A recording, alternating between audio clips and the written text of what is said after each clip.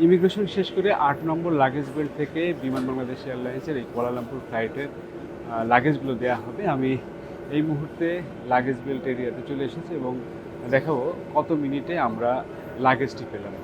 মোটামুটি যদি সময় হিসাব করে ইমিগ্রেশন এবং এখানে দাঁড়ানো সব মিলে আমার সময় গেছে 15 মিনিট। তো 15 মিনিটের ব্যবধানে অন্য যাত্রীরা কিন্তু এর মধ্যে লাগেজ পেয়ে গেছেন।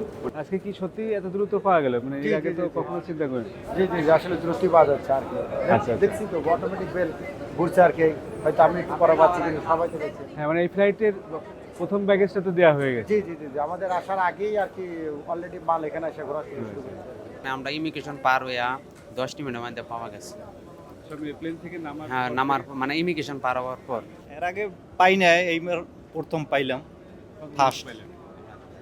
এই আসার 10 মিনিট পরেই পাই গেছি। মানে 10-15 হ্যাঁ, মিনিট। 10-15 মিনিটের ভিতরে এসে পড়ছে।